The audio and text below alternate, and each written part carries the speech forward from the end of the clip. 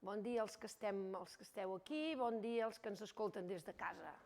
Hem après tantes coses, la pandèmia ens ha ensenyat tantes coses, fins i tot a fer aquests mix de reunions entre presencials i online. Els que hem estat aquí hem gaudit d'un cafè, espero que els que esteu a casa, almenys us haureu pogut aixecar i anar-ne a buscar un. Que sapigueu que nosaltres aquí ha estat molt bé. Bé, avui estic molt contenta, molt contenta. Que em tornin a invitar en un mateix espai on ja he vingut altres vegades a fer una xerrada, íntimament em satisfà. Què vol que li digui? Què voleu que us digui? M'agrada. L'altra cosa és que després de 2 anys terribles encara m'agrada més.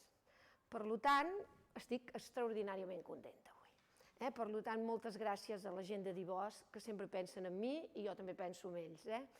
Bé, em van demanar de fer una petita ponència i vaig estar reflexionant. Per cert, a mi em faltaria... no, perdoneu, és una qüestió tècnica, disculpeu-me els que esteu a casa, és culpa meva perquè no ho he establert abans d'haver començat. El pas de diapositiva me'l fareu vosaltres des d'allà baix? Perfecte, gràcies.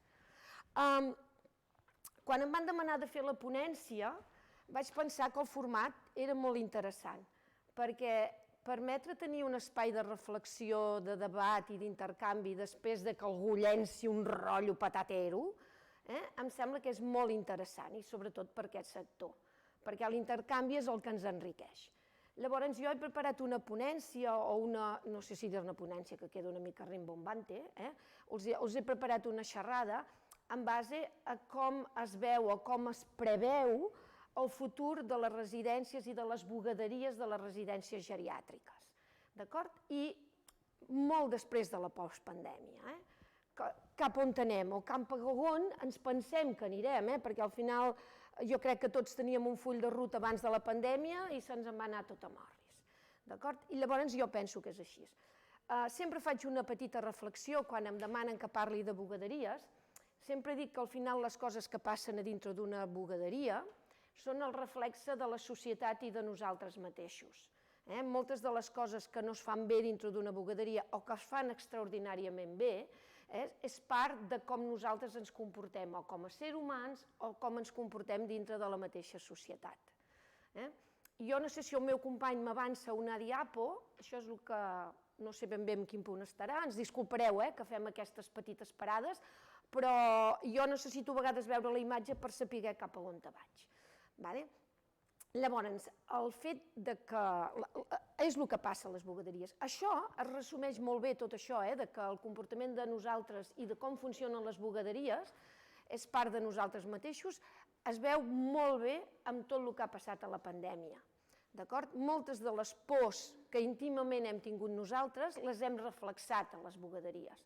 La por de no sabíem d'on ni com ni d'on sortia tot el que ens estava passant, ho hem transmès a les nostres bugaderies. Això ha fet que durant un temps les nostres bugaderies han entrat en un estat de por. Això ha fet que ens qüestionem un munt de coses. Com estem rentant, com estem treballant, com estem gestionant, el mateix el que ha explicat avui els nostres amics de PAES. Estem desinfectant bé, estem fent bé tots els processos, podem aprendre més, podem fer-ho tot. Tot això durant la pandèmia va ser terrible. El telèfon no va parar de trucar. Nosaltres vam organitzar des de Girbau webinars per explicar coses que la gent ens estava demanant per telèfon i teníem 500 persones connectades en un moment. 500 persones que només eren d'Espanya i de Llatinoamèrica, connectades al mateix moment. La inquietud està clar, no sabíem ni si sortia fora al carrer, per tant estàvem tots una mica lleugerament espantats. Però ja està. L'hem passada, la pandèmia? Diuen que sí. Ja hem passat la pandèmia. Molt bé. I ara què ve? Ens n'oblidem del que ha passat? Som capaços, com a ser humans, de reflexionar, analitzar i preparar-nos pel futur? O fem veure que no ha passat res? Desinfectar, sempre hem desinfectat, com deia, sempre, no hem deixat de desinfectar. Simplement la paraula tenia un sentit horrorosament actual en plena pandèmia. però desinfectar sempre hem desinfectat. Les bugaderies hi han de ser-hi en residències geriàtriques. Cap on anem? Què més? Els gurús de tot això, no m'ho planteixin amb mi, sinó els gurús de tot això diuen que hi ha 5 grans eixos pels que es mourà el tema de les residències de gent gran i, de rebot, cap on giraran les nostres bugaderies. A mi m'agradaria avui fer aquesta reflexió d'aquests 5 grans eixos. Evidentment, d'aquests 5 grans eixos els portarem a la bugaderia. Com la bugaderia s'haurà d'adaptar a algun d'aquests grans eixos. Els que estem aquí no veieu la pantalla, la gent que està a casa, ara els hi entrarà una diapositiva amb aquests 5 grans eixos. Que jo que ho tinc aquí apuntat els hi diré què és. El primer, els canvis dels nostres usuaris. I ara ho anirem veient, jo només els hi faig ara els 5 grans titulars. El següent és l'evolució del concepte residència de persones grans, perquè evoluciona el concepte. Llavors hi ha uns altres que és tecnologia i seguretat. No ens en podrem escapar. La tecnologia ja està aquí, no és que vindrà, no és futur, és present. Però com ajuntarem la tecnologia amb la seguretat, també et repercutirà en les bugaderies.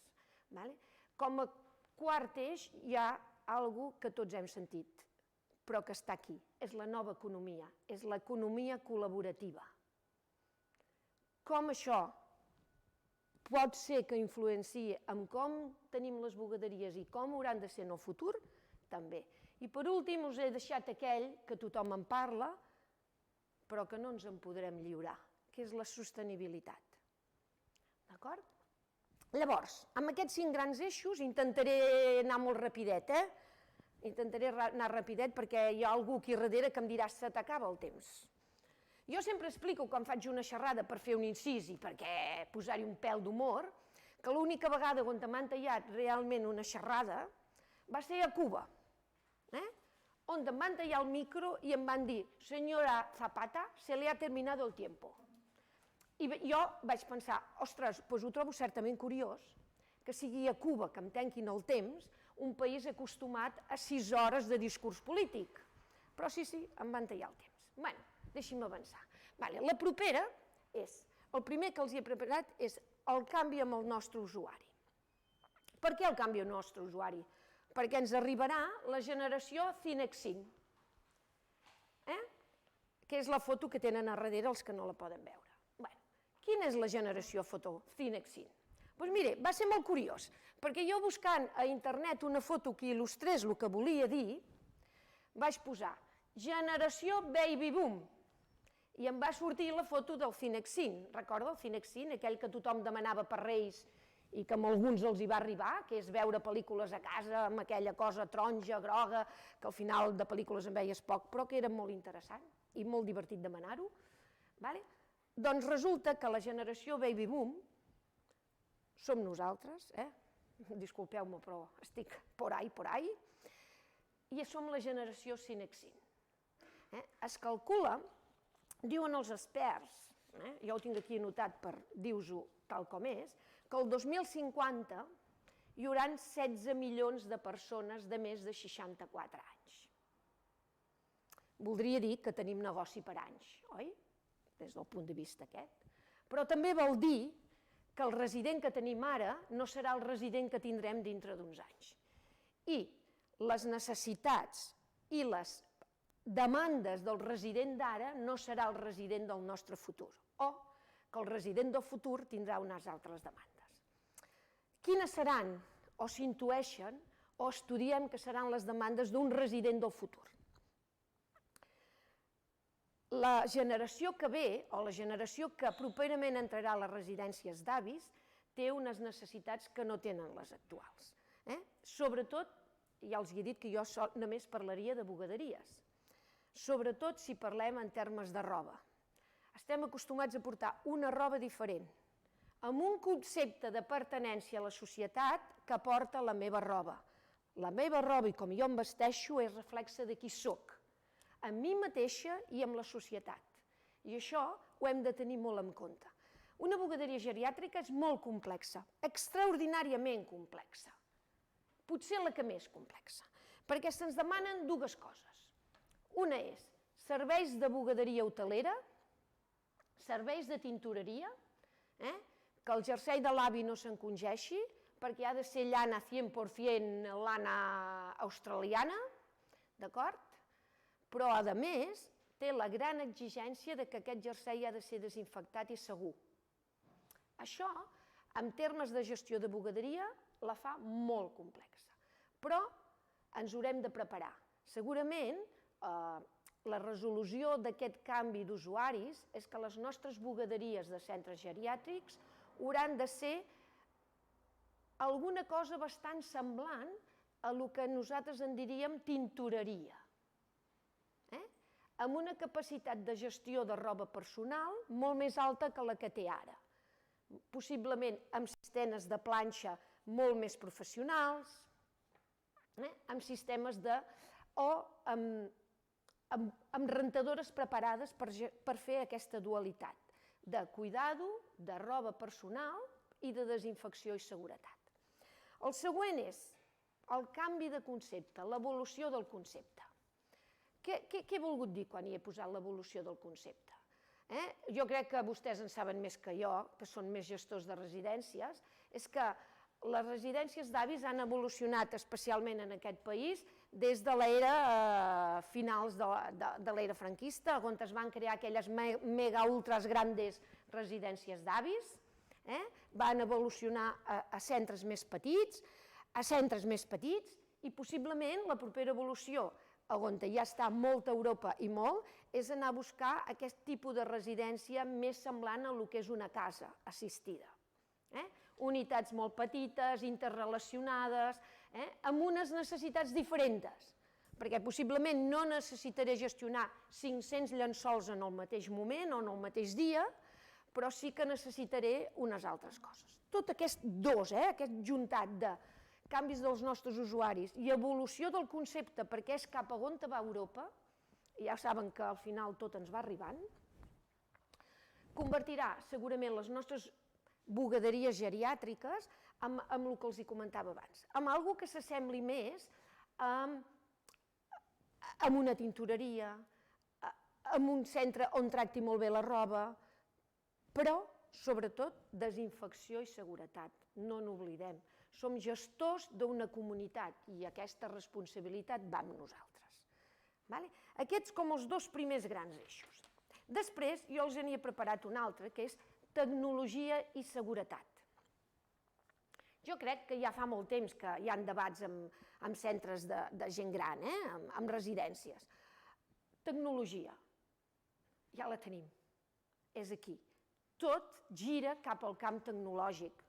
Estem fent una xerrada mixta, presencial, online, l'estem veient, la gent l'està veient des de casa seva. Jo crec que abans de la pandèmia això també era bastant impensable, atendre una conferència per internet. Ja la tenim aquí. Com entra la tecnologia en els centres? Bueno, gestionant, controlant, estem d'acord, ja són aquí. Però com portem, en quin punt s'uneix la tecnologia i la seguretat amb la roba?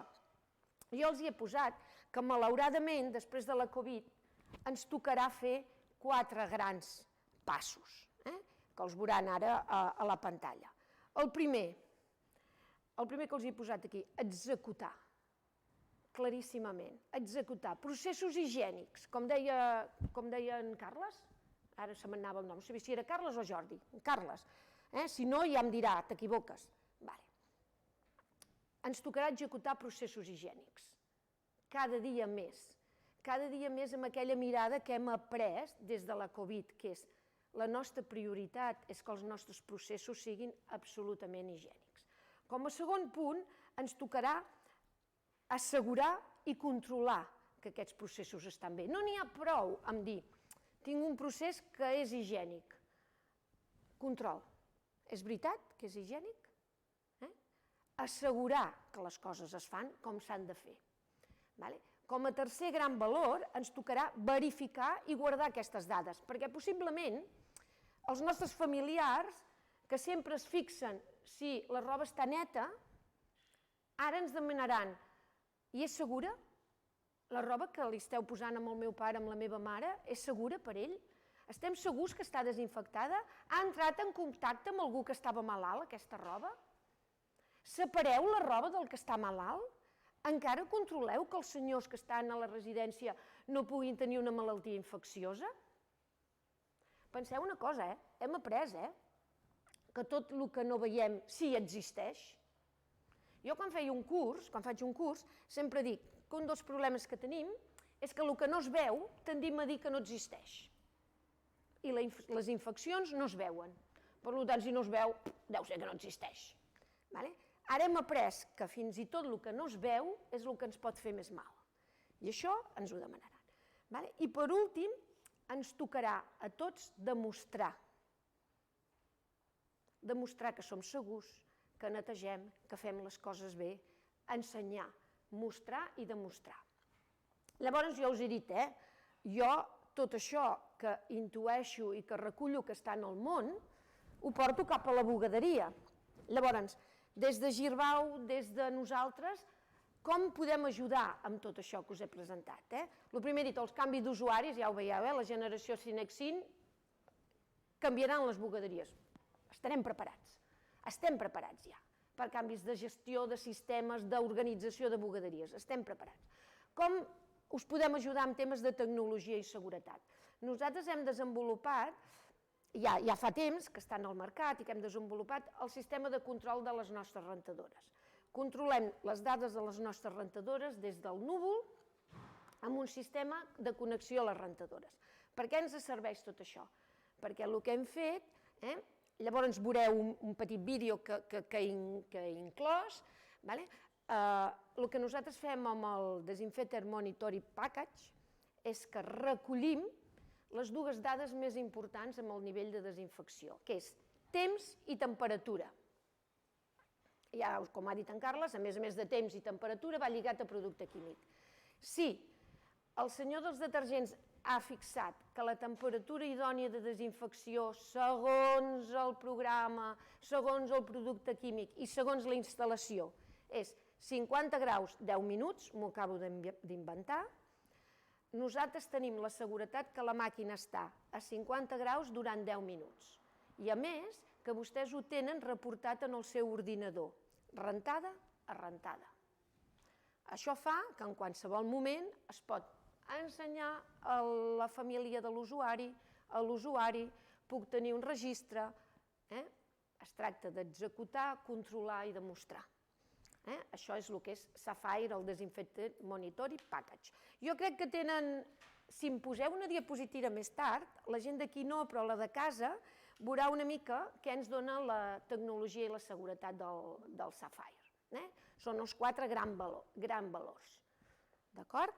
Jo crec que no els repasso un a un, perquè jo crec que ho veieu molt més bé a la pantalla que el que jo us pugui anar ensenyant. A més, com que m'han posat un rellotge molt gros aquí al fons, m'enteneu? Vaig una mica a pinyon, que ho veieu? Perquè si no, hi ha algú que em dirà se li ha acabat el tiempo. Bé, com a següent gran eix de tot això, jo us he posat sostenibilitat. Si em passes dues, pim-pam, ens anem a sostenibilitat. Perquè sí que m'agradaria veure-ho en pantalla, si és possible, la següent d'aquesta. Gràcies. Jo us he posat, jo vaig d'eixos avui, ja veieu, els 5 grans eixos que sembla que serà el futur de cap on anirà tot això, els 4 grans eixos d'on es mou la sostenibilitat en una bugaderia.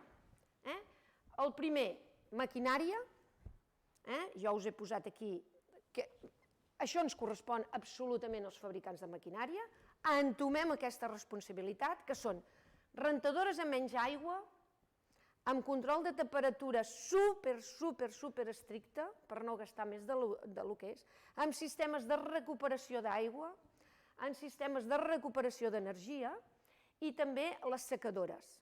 Ja no sé què dius. Mira, jo fins ara, després de la Covid, encara ho deia, treballar amb secadores a gas estalvia un 44% versus la mateixa secadora elèctrica. Ara no ho sé, nois, Estem en una tempesta perfecta d'energia. El que sí que ens toca fer com a fabricants és tenir sempre totes les opcions disponibles. En alguns moments és molt millor anar amb gas, en alguns moments és molt millor anar amb elèctric, depenent molt també d'on ve aquesta electricitat. D'acord? Llavors, què ens toca a nosaltres com a fabricants és estar preparats per això. Com a segon grans eix, jo us he posat el tema dels teixits. I per què els teixits? Perquè hi ha un rum-rum que ja no és rum-rum, que hi haurà una legislació que ens aplicarà a tots, que el món va cap allà perquè això es converteix en insostenible, i són dues grans coses. Una és la durabilitat dels teixits, teixits que durin més, això és bàsic, bàsic, bàsic, si ho portem al món de la moda. Tothom té molt clar, i tothom no ho té clar els estaments polítics, que això a vegades és més fàcil, sinó que ho tenen les grans corporacions comercials i econòmiques i d'empresa del món del retail, del món de la roba que portem. Aquest món que s'ha creat de roba molt barata que dura poc i per tant la canvio és insostenible. D'aquí uns anys hi ha l'horitzó del 2030 i de legislacions europees que ens afectaran amb tots en com consumim i com reciclem teixits. Que ens arribarà a les residències? D'alguna manera també. I l'altre gran eix i de l'altre gran punt on la roba està implicada és en tot el sistema de pèrdues de microfibres. Això segur que tots ho heu vist, que gairebé aviat hi haurà més plàstic al mar que n'hi ha als fabricants de polièster, de que estem generant una quantitat de microplàstics espaterrant, per dir-ho amb una paraula poc científica, que ens els estem bevent, que ens els estem inhalant, que tothom té clar que alguna cosa ha de fer, tot i que encara no sabem què fa. El funcionar amb filtratge de microplàstics per les sortides de les rentadores és una cosa que està en el futur més immediat. Aquest és el segon gran punt. El tercer sobre sostenibilitat és energia. Anirem a buscar energies netes, anirem a buscar autoconsum, com a fabricants anirem a buscar com les nostres rentadores poden funcionar amb aquests nous sistemes. Això està aquí. I l'últim que jo he deixat són processos. Que el que fem dintre d'una bugaderia sigui més sostenible, més productiu i, per tant, econòmicament millor, depèn absolutament, com a primer lloc, de com faig les coses. No de com rento, no de com seco, sinó com gestiono tot aquest flux de treball. Quantes persones hi tinc, en quin moment dedicades, cap a on van, què fan, quant temps tardem entre que omplo i torno a omplir una rentadora. Això són el flux de processos. Això va directament al cor de la productivitat i, per tant, directament al cor econòmic. I per últim, jo us n'hi he posat aquí una foto que jo crec que resumeix molt bé, de la sostenibilitat. Ja no ens mesuren a les empreses perquè siguem sostenibles, no perquè reciclem, no perquè tinguem una paperera on classifiquem paper, plàstic, cartró, ampolletes de vidre, sinó simplement per un valor, que és la petjada de carboni. Jo us he posat una petjada. És l'únic indicador que ens tindran en compte, petjada de carboni. I jo us n'he posat una altra, que és, si jo valoro, això ho diu la Unió Europea, no ho dic jo aquests dos gràfics, si el voleu veure, la Unió Europea diu que les emissions per CO2 venen com a primer punt de ve pel transport. És pel transport, moviment de cotxes, moviment de camions, moviment de furgonetes. Em direu, i això on va? Bé, perquè sempre hi ha aquell punt de dir, què és millor, una bugaderia interna o una bugaderia externa? No els hi diré, no els hi diré què és millor interna o externa, no em correspon. Al final, l'anàlisi és molt més complexa que dir interna o externa, hi ha molts factors que intervenen. Però sí que és cert que haurem de veure i haurem d'avaluar què és millor interna o externa des d'un altre punt completament diferent, que és la petjada de carboni. No tan sols si en termes d'organització de centre, en termes de gestió de roba, en termes de qualitat de roba obtinguda, també haurem de veure com aquesta bugaderia influeix en la meva petjada de carboni del meu centre, perquè dintre de poc ens el demanaran a tots. Aquest és el valor. Jo els hi n'hi he posat un altre d'eix, que per mi em sembla molt interessant, que és l'economia col·laborativa. S'ha passat el temps, ho diem també des de Girbau, això ens afecta molt, molt com a empresa, com a concepte empresa. S'ha passat el temps de... Ahir ho vaig posar-ho en un missatge amb un meu company. S'ha passat el temps de Juan Palomo, d'en Joan Palom. Hem passat pantalla Joan Palom. Jo me lo guis, jo me lo com. Això ja no va. Les empreses tindran potencial d'anar més enllà, de créixer, d'ampliar horitzons, de fer negocis, en definitiva, quanta més capacitat tinguin d'associar-se, de col·laborar, de treballar cap a un objectiu comú i de trobar aquests objectius comuns. Passarà això amb les residències? També. No viviu a Marte allà i sou un ente sense... Justament, si un element té molta relació amb la comunitat, són les residències. I a més es fomenta, perquè són valors que entren, aquesta interrelació amb la comunitat propera, comunitat de familiars, comunitat social del propi barri, del propi poble, del poble ciutat, i a més la necessitem, aquesta interacció amb la comunitat, perquè no podem perdre els valors que hi ha dintre, simplement perquè s'han fet grans. I aquest trasbàs de valors de dintre cap a fora, de fora cap a dintre, enriqueix la comunitat. Però, a més, perquè segurament les residències no poden fer-ho tot.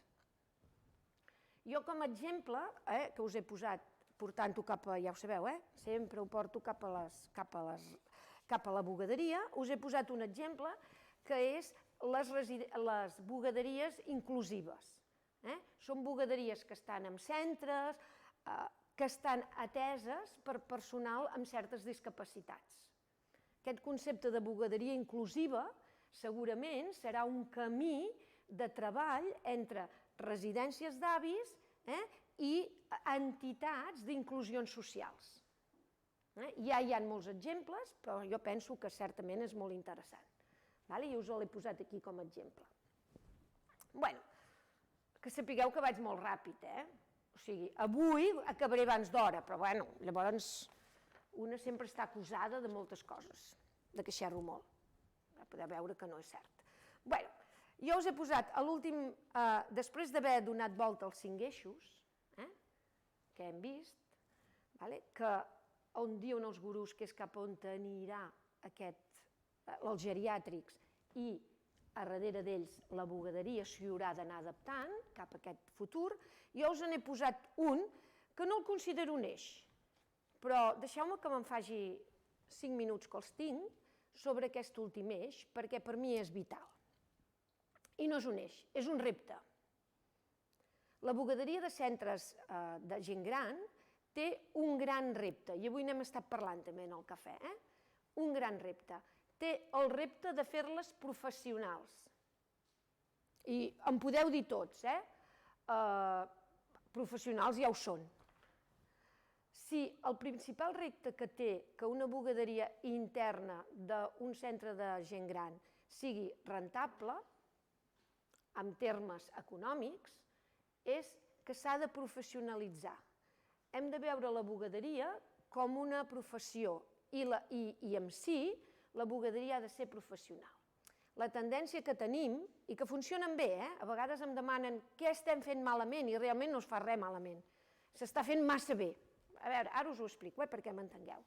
Un dels temes que té la bugaderia d'un centre de gent gran és que la gent que hi treballa tracta la roba i, per tant, els processos com si fos la de casa seva.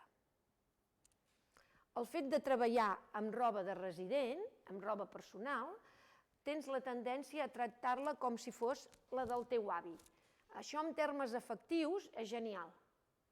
En termes de control de roba està prou bé, perquè se'n perd poc de roba, perquè la gent recorda de qui és aquella peça. Això està molt bé. En termes de crear comunitat és perfecte. Cuidadors residents, es crea una molt bona comunitat, és perfecte. En termes de productivitat no està tan bé, perquè tenim tendència a fer-ho com ho fem a casa. I a casa no ens plantegem quant temps tardem a planxar una camisa, no ens plantegem quant temps tardem a fer-li la ratlla amb el pantaló, simplement el fem, i si hi estem 10 minuts, hi estem 10 minuts. D'acord? En termes de bugaderia, hauríem d'establir processos una mica més professionals. I el futur ens ho farà fer, perquè si ara ens entra poques americanes, perquè ja no tenim avis que vagin americanes, possiblement en el futur ens n'entraran moltes, perquè el resident no serà l'avi que havia treballat a la fàbrica tèxtil, per exemple, en el cas d'Osona, que teníem tantes fàbriques tèxtils, sinó serà el director de la caixa. Per posar dos exemples així, disculpeu-me que no és una mica centrar-ho. I el senyor que havia estat director de la caixa estava acostumat a anar amb corbata i segurament no voldrà perdre aquella corbata perquè forma part de la seva manera de ser. Llavors tindrem un repte, com rento una corbata en una bugaderia, sense haver-la que portar a la tintoreria del barri, perquè el cost no és assumible. Això fa que tinguem que convertir les bugaderies en molt més professionals. Jo crec que és un repte que ens ve. Nosaltres ja fa temps que hi estem treballant, ja ho saben també, tothom ho sap, des de Girbau creiem fermament que la professió de bugader s'ha anat perdent com a professió, com a coneixedor, com a perfil professional, com a valor, i ens hem convertit en operaris d'una bugaderia. Nosaltres tenim com a repte recuperar aquesta professió i el que hem fet últimament és crear tot un espai de formació. Una part del nostre repte com a companyia és formar gent que està treballant en bugaderies. En aquest context nosaltres hem creat el que és el Girbau University, que queda com molt ampli, University, com molt elevat, que ho ha de ser-ho, volem que ho sigui. Volem que la professió sigui el màxim, no volem començar a dir tallaret, no, és una gran professió, és una professió molt complexa, i és University perquè també ens adrecem a tot el món, i en alguna part del món, sobretot als Estats Units, la formació es reuneix a University, és un context de formació. Hem creat un espai de formació online, ja sabeu, ara tot el que no està online tampoc existeix, ja sembla que ens anem més online que presencial, però nosaltres continuem tenint formació presencial a la nostra seu central i sempre pensem que és així, però a més es pot fer online. Per què? Perquè Girbau té més de 60 anys. Perquè 60 anys vol dir que alguna cosa hem après. I perquè internament a Girbau també anem canviant les generacions. I aquest pòsit de coneixement necessitem recollir-lo, ordenar-lo i servir-lo. El coneixement té valor quan es comparteix. Això és com l'economia col·laborativa. El valor és quan es comparteix.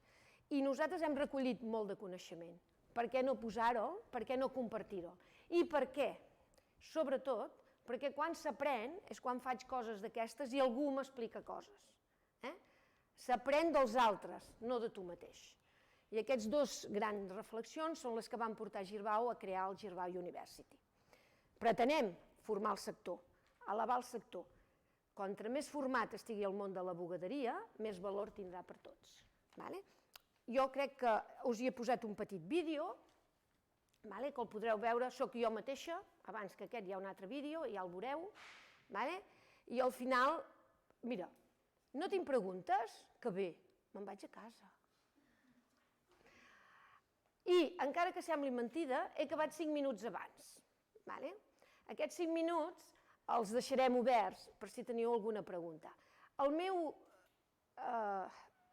propòsit d'avui no era tant traspassar-vos una informació, com sempre dic, que us la pugueu emportar a casa i fer servir, petites píldores, sinó crear diferents inputs que us puguin servir per a la conversa posterior que heu de tenir i per la següent reflexió.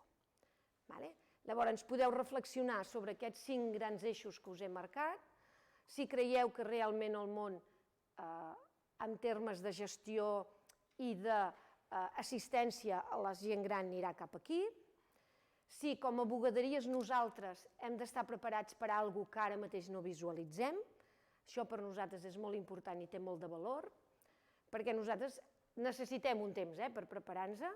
Una part de la companyia de Girbau hem de treballar amb una visual de 10-15 anys, perquè les màquines no es fan d'avui per avui i perquè si realment el futur no és rentar roba perquè hi ha un teixit que mai de la vida s'haurà de rentar, possiblement ens hem de preparar per dedicar-nos a vendre cafeteres en vez de vendre rentadores. I això també és molt important. Per tant, espero que almenys aquestes meves reflexions us serveixin per obrir un debat. Ara jo crec que tenim com 5 minutets que us posaran un vídeo i tot això, perquè nosaltres ens prepararem per encetar aquesta reflexió. Moltes gràcies. Jo volia comentar una cosa que seria un mix D'en Carles? Doncs el fem venir,